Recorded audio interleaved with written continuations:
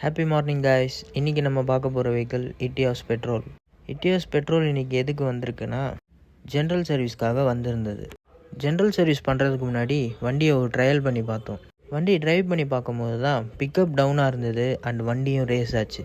வண்டி ரேஸ் ஆகுது அப்படின்னாலே ஃபஸ்ட்டு ஃபால்ட்டு கிளச்சு தான். கிளச்சு பிளேட்டு தேஞ்சதுனால தான் வண்டி பிக்கப் ஆகாமல் வண்டி ரேஸ் ஆகிருக்கு. இந்த ஃபால்ட்டை நம்ம கஸ்டமர்கிட்ட இன்ஃபார்ம் பண்ணோன்னே கஸ்டமர் கிளச்சை ரீப்ளேஸ்மெண்ட் பண்ணிவிடுங்க சொல்லிட்டாங்க.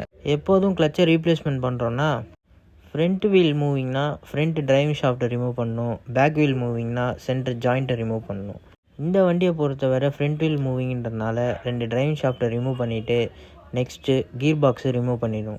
கீர் பாக்ஸ் ரிமூவ் பண்ணிவிட்டு கிளச் பிளேட்டை செக் பண்ணி பார்த்தோன்னா, கிளச் பிளேட்டில் அந்த ரிவீட்டு தேயிற அளவுக்கு பிளேட்டு தேஞ்சிருச்சு. அந்த ரிவீட்டு தான் கிளச் பிளேட்டோட லெவலை ஷோ பண்ணுறது.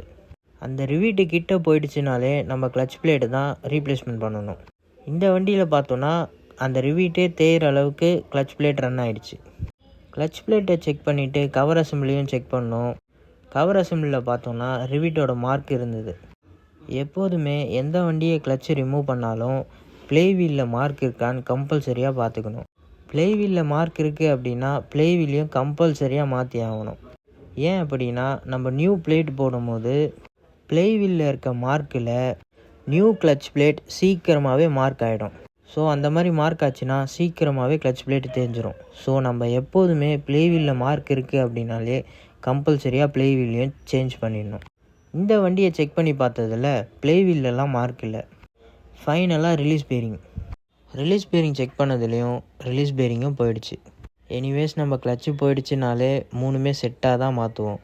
Clutch plate, cover assembly and release bearing, இது 3மே தான் கிளச் அசம்பிளின்னு சொல்லுவாங்க. ஸோ இந்த வண்டியில் கிளச் அசம்பிளியை ஃபுல்லாக சேஞ்ச் பண்ணிவிட்டு, மோஸ்ட் ஆஃப் த வெஹிக்கிளில் பார்த்தோன்னா கிளச் பிளேட்லேயே மார்க் இருக்கும், gear box side and flywheel சைடுன்னு. இன் சம் வெஹிக்கிள்ஸ் அந்த மாதிரி மார்க் இருக்காது.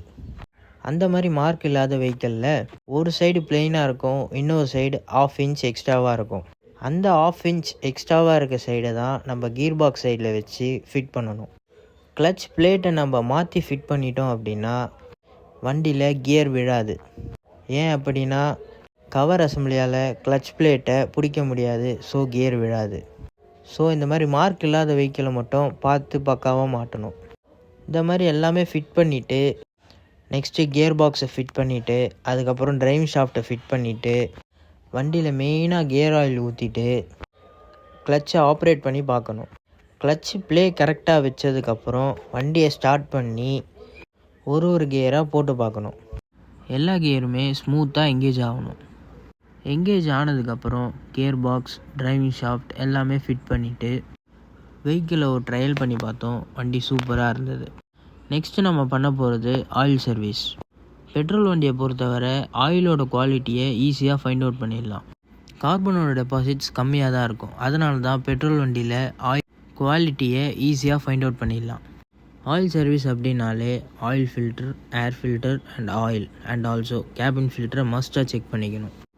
இந்த வண்டியில் சர்வீஸை பக்காவாக முடிச்சுட்டு வெஹிக்கிளை ஒரு 10 மினிட்ஸ் எப்பவும் போலவே ரன் பண்ண விட்டுடணும்.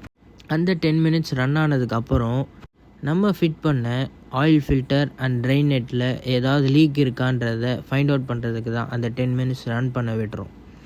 சர்வீஸ் எல்லாத்தையுமே ஃபினிஷ் பண்ணதுக்கப்புறம் வெஹிக்கிளை 10 to 20 கிலோமீட்டர்ஸ் வரைக்கும் ட்ரைவ் பண்ணி பார்த்துட்டு கிளச்சோட ஃபங்க்ஷன்லாம் கரெக்டாக இருக்கான்றதை செக் பண்ணிவிட்டு வெஹிக்கிளை சூப்பராக டெலிவரி பண்ணியாச்சு. தேங்க்யூ.